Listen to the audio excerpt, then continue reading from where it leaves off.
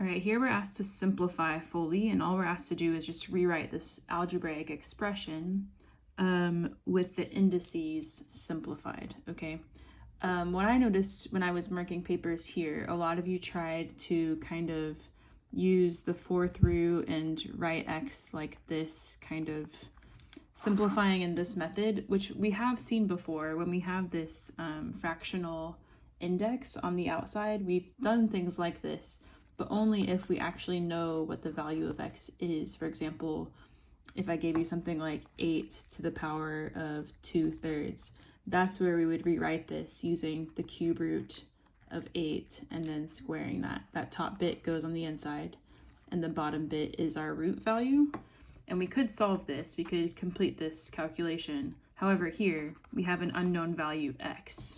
Sorry about that, I went off screen. We have an unknown value x, so there's nothing that we need to do involving rewriting this in that way. When you see brackets like so, all we have to do is multiply the index on the outside to all of the indices on the inside. So really what's going to happen is I have x, and I'm going to take those two indices and multiply them together. So to find the new power for x, I will be multiplying 12 times 3/4. And then also to find the new power or index for y, I would multiply these two together, 8 times 3/4. We're just following the rules of indices here. We're not trying to rewrite it using some complex method or anything like that. We're just using the laws of indices, and here that law is using the brackets. When I have brackets, I multiply the index from the outside to every index inside.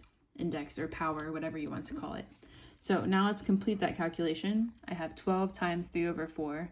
I can do 12 divided by 4, which is 3, times 3 is 9. So I have x to the power of 9. And then I'll bring down the y. I have 8 times 3/4, which would be 6. So I have x to the power of 9, y to the power of 6. All I've done here is just multiply the index to every index inside, and that will give you your solution.